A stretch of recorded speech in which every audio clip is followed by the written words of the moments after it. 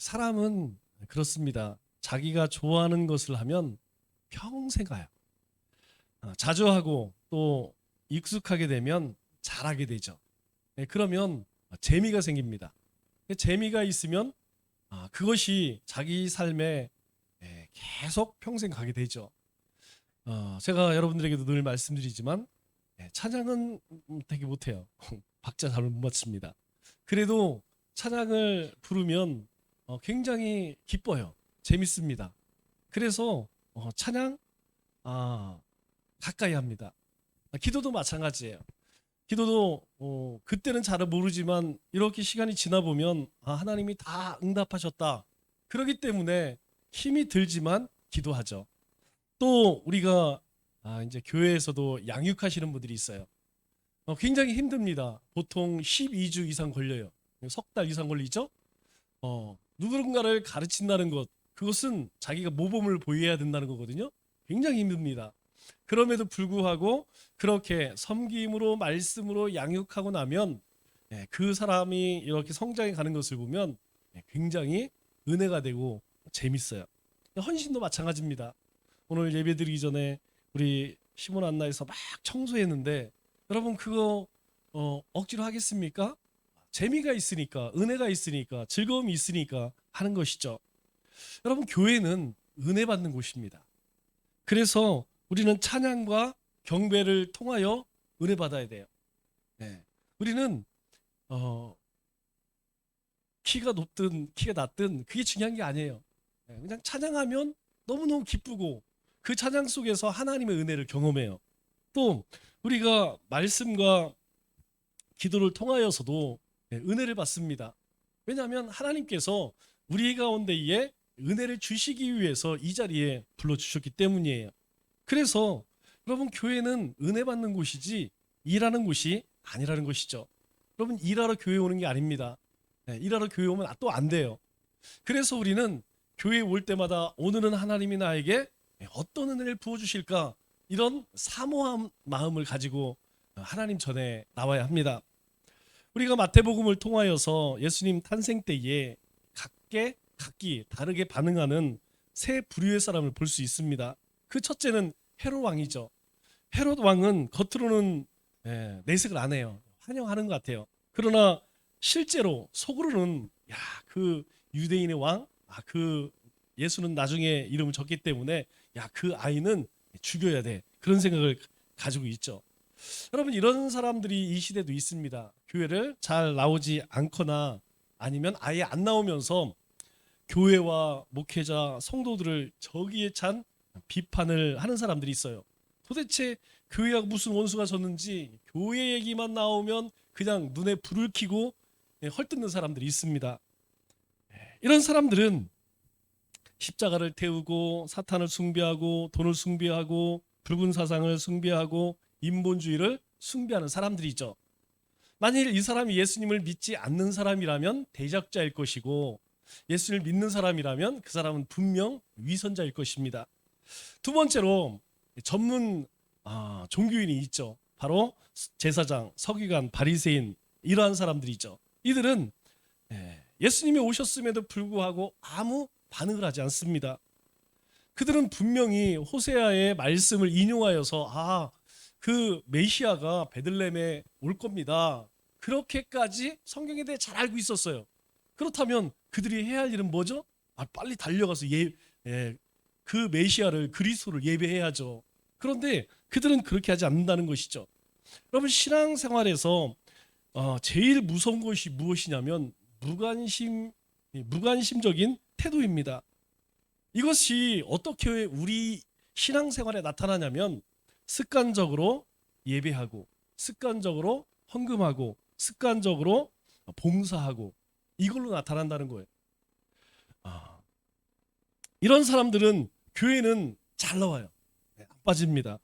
그런데 문제는 자기 스스로 회개할 게 없다고 생각해요. 회개할 게 없다는 것은 자기가 의롭다 이렇게 생각하는 것이죠. 나는 나보다 더 신앙 좋은 사람이 없어. 나보다 더 믿음 좋은 사람 없어.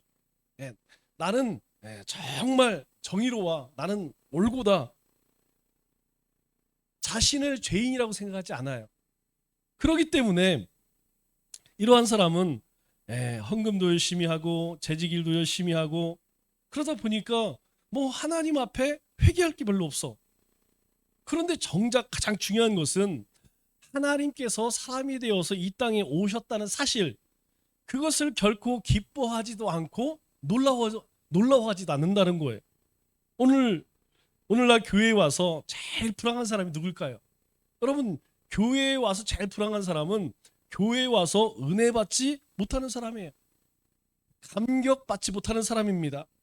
예수 믿은 지 오랜 세월만 자랑하고 훈장은 자랑하지만 한 번도 회개의 눈물을 제대로 흘려보지 못한 사람들이 의외로 많다는 것이에요.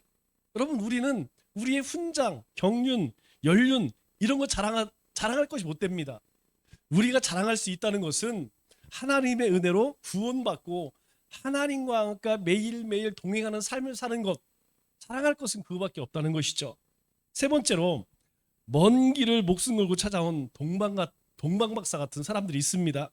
그들은 기쁨과 감격으로 예배를 드렸죠. 이 동방박사들은 예수님 앞에 무릎을 꿇고 예물을 드려 진정으로 경배를 했습니다. 예배를 드렸죠. 그렇지만 참 잘했다, 이들에 대해서 그 먼 데서 와서 참 잘했습니다, 참 수고했습니다, 이런 박수 한번 받지 못한 사람들이 있죠. 그럼에도 이들은 아기 예수님을 경배했습니다. 아무도 알아주지 않아요. 아무도 모든 사람들이 무관시합니다. 그럼에도 불구하고 그들은 이곳에 유대인의 왕이 태어났다는 것을 알고 와서 예배했다는 것이죠. 하나님께서는 어떤 사람을 찾으실까요? 하나님께서는 이 시대에도 이런 예배자를 찾고 계시다는 것입니다.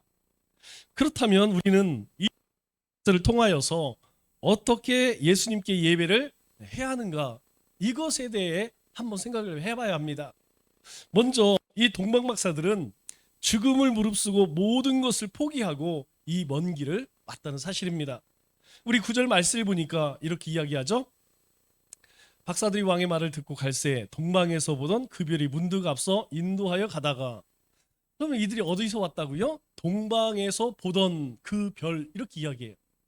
여러분, 뭔가 확실한 뭐 그런 것도 없어요. 그저 동방이라고 하면 그때는 이제 바벨론, 페르시아, 이때 거기를 얘기하죠. 그 시대, 그곳을 이야기하죠. 지금으로 이야기하면 이란 정도 됩니다. 이란 남쪽 갈대아 우루 이곳입니다. 요즘에 또 어떤 학자들은 인도라는 얘기도 있는데 거기까지는 좀 너무 멀고 아마 이 페르시아 바벨론이었던 그곳이 아마 맞을 거예요. 왜냐하면 이 이스라엘 백성들이 포로로 끌려갔을 때에 분명 그곳 사람들에게 알려주었을 겁니다. 그들이 뭘 보고요?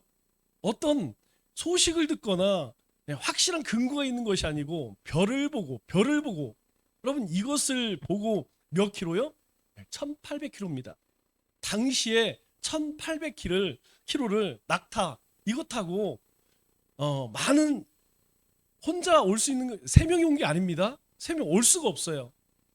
보통 그 정도 거리를 올 때에는 최소한 30명에서 60명 사이 이 정도 인원이 온다고 하더라고요. 왜냐하면 올 수가 없습니다. 지금처럼 뭐 교통수단이 있는 것이 아니고 전부 걸어서 오기 때문에 너무 위험한 길이죠. 그럼에도 불구하고 그 길을 걸어서 거의 6개월에 걸쳐서 왔다는 거예요. 여러분, 오늘 이 예배의 자리에 어떻게 오셨습니까? 여러분, 그냥 막 시간이 남아서 나는 할 일이 없어 이렇게 오셨나요? 절대 그렇지 않습니다. 우리가 주님을 예배하는 자리에 올 때에는 우리의 모든 것을 버려두지 않으면, 모든 것을 포기하지 않으면 올 수 없다는 거예요. 여러분, 요즘에 우리 아이들 많이 키우죠? 어느 날부터 우리 손주들이 하나님이 되어버렸어요. 손주 낳기 전에는 뭐라고 해요? 나는 절대로 손주 안 봐줄 거야. 그러다가 손주가 태어나면 거의 뭐 하나님급이에요. 뭐 예배고 뭐고 다 뒷전입니다. 잘 나오던 예배도 기도도 다 포기해요. 아무것도 안 합니다. 오직 거기에만 올인해요. 오늘 이 동방박사들 보세요. 그들이 이 동방에서 오기까지 그들은 목숨을 걸고 이 예수님을 예배하기 위해서 자신의 생명을 바쳐서 하나님 만나는 결단과 헌신을 했다는 사실입니다. 이 동방박사들의 목적이 뭐예요? 오직 한 가지예요. 이들이 뭐 여기 이스라엘 와서 예루살렘 와서 베들레헴에 와서 뭐 관광하고 맛있는 거 먹으려고 혹시 왔을까요? 전혀 그렇지 않다는 것이죠. 이들의 목적은 오직 한 가지였다는 거예요. 우리 2절 말씀을 보니까 온 목적에 대해서 이들이 분명히 이야기합니다. 유대의 왕으로 나신 이가 어디 있느냐? 대뜸 와서 헤롯 왕에게 묻습니다. 아니 여기 유대인의 왕이 태어나셨는데 그분이 어디 계시냐? 우리가 동방에서 그의 별을 보고 그에게 경배하러 왔느라. 우리는 관광으로 온 거 아니라는 거예요. 뭐 좋은 거 물건 사서 뭐 무역하러 온 거 아니라는 겁니다. 좋은 구경하려고 온 게 아니라는 거예요. 우리는 오직 유대인의 왕으로 나신 그분을 예배하러 왔노라. 하나님을 만나는 것은 이런 헌신 없이 참된 경배 없이는 불가능하다는 것이죠. 생명을 걸고 하나님을 만나보려고 우리가 애써야 합니다. 여러분, 하나님을 만나는 일이 그냥 오며 가며 어쩌다 되는 것이 아니라는 것이죠. 간절한 사모함이 있을 때에, 우리 가운데 간절함이 있을 때에 바로 내가 하나님을 꼭 만나야겠다라고 하는 결심이 있을 때에 바로 하나님이 우리를 만나주신다는 것이죠. 여러분, 우리가 살다 보면, 신앙생활 하다 보면 하나님이 안 계신 것처럼 느껴질 때가 있어요. 하나님이 먼 곳에 계신 것처럼 그렇게 느껴질 때가 있습니다. 왜 그럴까요? 그것은 내 마음 가운데 하나님을 만나고자 하는 그 열정이, 간절함이 사라졌기 때문이에요. 여러분, 내가 하나님을 만나고자 하는 그 사모함이 있다면 내가 아무리 어려운 상황 가운데에서, 아무리 힘든 가운데에서도 하나님 앞에 나와 예배자가 되기를 원한다는 것이죠. 여러분, 우리 집사님은 아니지만 우리 백옥희 집사님, 여러분들은 저분이 어떤 분인지 잘 몰라요. 저분은 매일 하루하루 하나님이 주시는 은혜로 삽니다. 온몸이 뭐 종합병원에 이미 넘었어요. 이제 거의 뭐 장례식장 입구까지 매일 왔다 갔다 하시는 분이에요. 제가 이야기를 들으면 막 쓰러져서 응급실로 갔다가 그냥 뭐 중환실 갔다가 길 걸어가다가 혈당 떨어져서 넘어지고 언제 어떻게 될지 모르는 분이에요. 제가 수협에 저기 강서 어디 다른 교회를 다니기 때문에 거기까지는 못 가고 수요일만 오시는데 제가 예배 드릴 때마다, 찬양하고 예배 드릴 때마다 그 모습을 봐요. 여러분, 저분이 예배 드리는 태도가 다릅니다. 여러분, 저분 제가 눈을 잘 안 마주치려고 그래요. 예배하면서 잘 안 마주치려고 그래요. 왜 그런지 아세요? 제가 저 눈 속으로 빨려 들을 것 같아요. 얼마나 열심히 듣고 얼마나 집중하는지, 그냥 그 말씀을 그냥, 여러분, 그런 사모함이 있기 때문에 하나님께서 그 삶에 은혜를 부어주시는 거예요. 두 번째로 동방박사들은 예물을 준비했습니다. 11절 말씀을 보니까 이렇게 말씀하죠. 11절 말씀을 보니까 집에 들어가 아기와 그 어머니 마리아 함께 있는 것을 보고, 아기를 보고 엎드려 아기께 경배하고 그리고 보배합을 열어 예물을 드렸다라고 이야기해요. 여기서 우리는 예배의 태도에 대해서 배울 수 있습니다. 여러분, 우리가 하나님 앞에 나올 때에 중요한 것이 무엇이냐면, 여러분, 이 순서를 잘 보세요. 엎드려 아기께 경배하고 그리고 예물을 드리니라. 우리는 이 하나님을 경배한다는 것, 여러분, 이 경배라는 말이 엄청난 종교심과 경외감 그리고 헌신을 통해 예배함, 이렇게 정의하고 있어요. 여러분, 그냥 존경심과 경외함이 아닙니다. 엄청난 존경심과 엄청난 경외함 그리고 헌신 통하여서 드려지는 예배를 경배라고 이야기해요. 이들이 아기 예수님 앞에 첫 번째 한 것이 그것이라는 거예요. 하나님을 존경하고 경외함, 그리고 자신의 몸을 들여서 그 아기 예수님을 먼저 경배했다는 것입니다. 그리고 나서 뭐 했어요? 정성스러운 예물을 드림으로써 예수님께 영광을 돌리게 됩니다. 왜 그랬을까요? 왜 그랬을까요? 왜 이들은 그 예수님을 경배하고 이 황금과 유약과 모략을 예물로 드렸을까요? 앞서서 이야기하잖아요. 유대 왕으로 나신 이가 어디 계시느냐? 정작 이스라엘 백성들은 아무 관심 없어요. 종교 지도자들이라고 하는 사람들조차 관심 없습니다. 그런데 저 2000km 떨어진 저 동방에서 이들은요, 그분을 경배하기 위해서, 예물을 드리기 위해서 예수님 앞에 나왔다는 것이죠. 여러분, 황금이 무엇입니까? 이 황금은 당시에 왕의 허락 없으면 유통을 시키지 못합니다. 이것은 아주 중요한 국가 자산이에요. 그렇기 때문에 왕권을 상징한다는 것이죠. 또 유향은 뭡니까? 유향은 하나님 앞에 제사 드릴 때 제사장이 제물 위에 바르는 것이에요. 여러분, 이 유향 만드는 이 비법은 지금도 모릅니다. 야, 유향이라고 해서 지금 이렇게 만들기는 하지만 그 배합은 알려지지 않았어요. 왜요? 하나님께 드려진 제물의 유향은요, 아주 특별하게 제사장만이 알 수 있게 그렇게 제조했어요. 그리고 아무나 사용할 수 없습니다. 왜? 거룩한 하나님께 드려진 제물에만 드렸다는 것이죠. 이 의미는 무엇이냐면 예수님의 신적 권위를 의미하는 것이에요. 이분이 바로 하나님의 아들이라는 것이죠. 이분이 바로 왕으로 오신 분이라는 것이죠. 또 모략은 우리가 잘 아시다시피 장례식 때에 바르는 거예요. 죽은 시체에게 바르는 것입니다. 이것은 예수님의 인성을 의미하는 거예요. 이들이 이 오래전, 이미 500년, 600년 전 이 바벨론 포로로 왔던 유대인들을 통하여서 그들은 들었을 거예요. 그들은 그런 현상이 나타날 때에 이 땅에 메시아가 올 것이다. 유대인의 왕이 올 것이다. 여러분, 그것이 이 동방박사, 천문학 박사들이죠. 그들에게 전해지고 그것을 발견했을 때에 그들은 바로 이 황금과 유향과 모략을 준비해 와서 첫 번째 뭐 했다고요?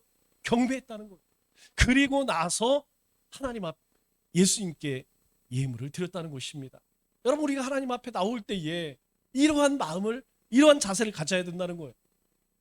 우리가 하나님 앞에 드려지는 예물을 뭐라고 이야기합니까? 그게 두 가지로 나누죠. 헌금과 헌신, 이 형태로 나타나요. 우리가 예물을 드릴 때 많이 내느냐 적게 내느냐, 이게 문제가 아니라는 것입니다. 그 예물에 눈물이 있느냐, 기도가 있느냐, 감격이 있고 기쁨이 있느냐, 이게 더 중요하다는 것이에요. 우리가 하나님 앞에 예배 드릴 때에도 헌신입니다. 우리의 자신을 드리는 거예요. 우리가 물질을 드릴 때에도 그냥 물질이 아닙니다. 그것은 우리의 삶이고 우리의 눈물이어야 한다는 것이죠. 그냥 주일이니까, 예배 드리는 날이니까, 그게 아니라는 것입니다. 이들은 그 예수님에 대한 그 존경심과 경외함, 그 마음을 품고 그 먼 거리를 와서 예수님을 예배하고 있었다는 것이죠. 그렇다면 우리는 어떤 모습으로 예배 자리에 나옵니까?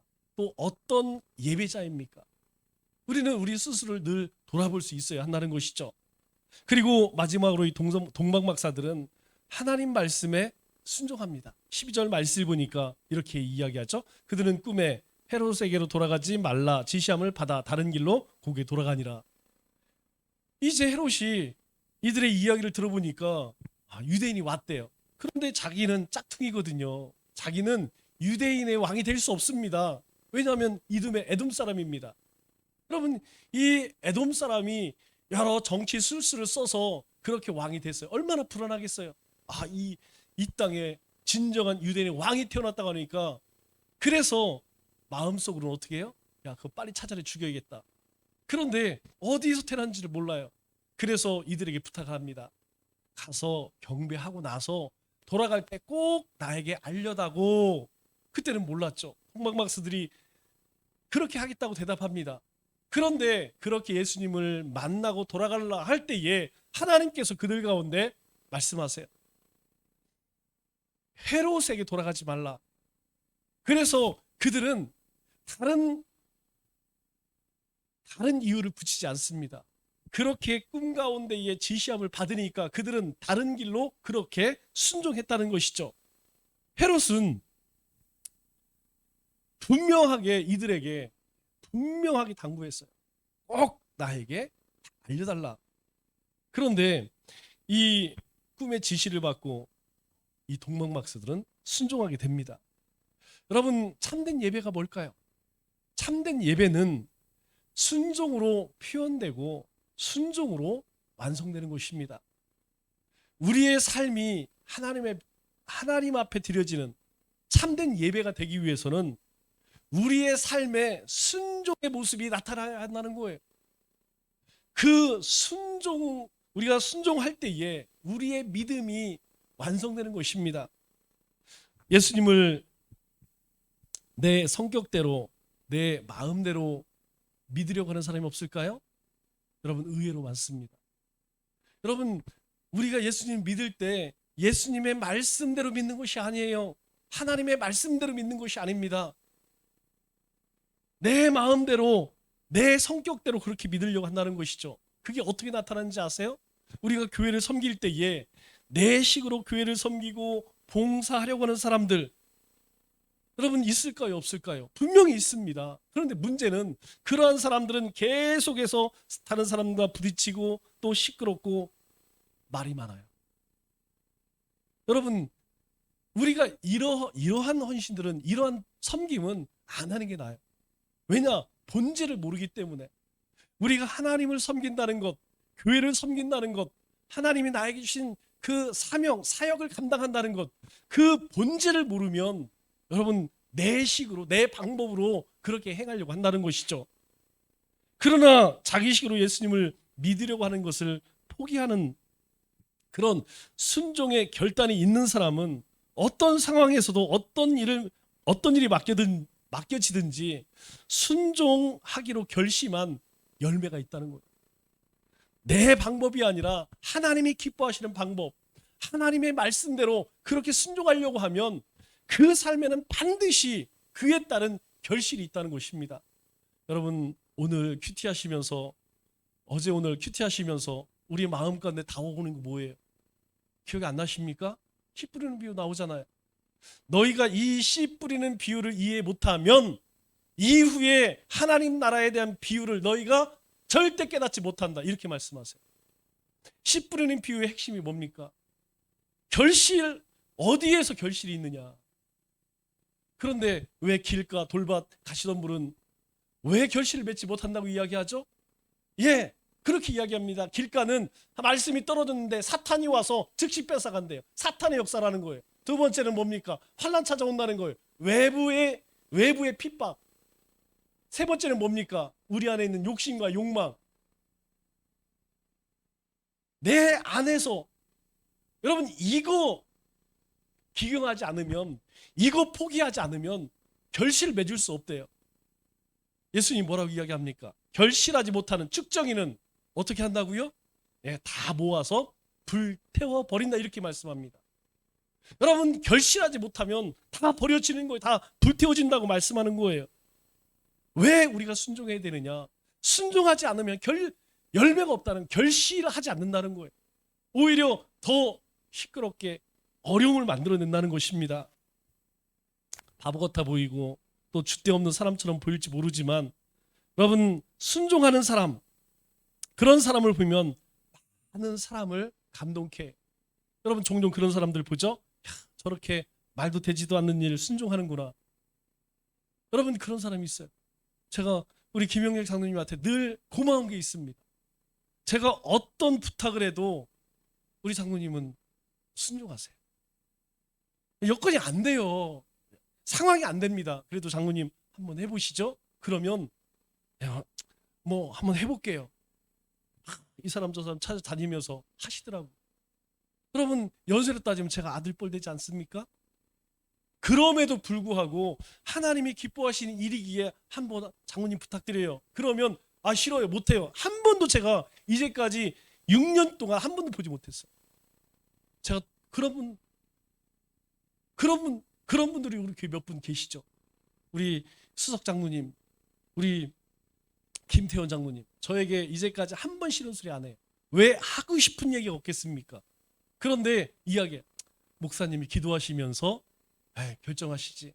목사님이 하나 성령의 인도하심으로 그렇게 하시는 거겠지. 제가 그런 이야기를 들을 때에 더 기도해야지, 더 하나님의 뜻대로 해야지, 이런 생각이 들어요. 여러분, 얼마나 하고 싶은 얘기가 많이 있겠어요. 저보다 이 남청주 교회와 성도들에 대해서 훨씬 더 잘 아시는 분이 있죠. 그럼에도 불구하고 한 번도 담임 목사의 권위에 그렇게 도전하지 않습니다. 제가 어떤 분에게는 새벽기도 좀 하세요. 여러분, 안 나온다고 누가 뭐라고 하겠습니까? 새벽기도 좀 하세요. 그 다음날부터 나오시더라고요. 여러분, 이런 순종이 있을 때에 하나님은 그 삶에 결실이 있게 하신다는 거예요. 여러분, 매주마다 여러분 저 나가시면서 전도지 만들죠? 보통 15개에서 20개 만들어 놓습니다. 나가시면서 보세요. 거의 한 수요일쯤 지나면 5-6개 남습니다. 그러면 나머지 10개, 15개는 어디 갔을까요? 그냥 지나가던 사람들이 알아서 아이고 내가 전도지 가져야겠다 가져갈까요? 아니에요. 권사님 전도 좀 하시죠. 여러분, 그거 그냥 새벽 예배 끝나면 하나씩 가져가서 저 학교 주변에서 그냥 욕 먹든 안 먹든 애들이고 어른이고 나눠주시는 분이 계시다는 거예요. 이런 순종이 있기 때문에 하나님께서는 그러한 사람을 통하여서 하나님의 나라를 이루어 가신다는 것입니다. 신앙생활의 결론은 우리 인격의 순종이 있느냐 없느냐로 결정난다는 거예요. 말씀을 맺겠습니다. 참된 예배는 우리의 헌신과 마음과 순종이 있어야 합니다. 우리 믿음의 권속들이 동방박사 같이 주님을 사모하고 경배하고 예배하는 기쁨이 있기를 주님의 이름으로 축원합니다.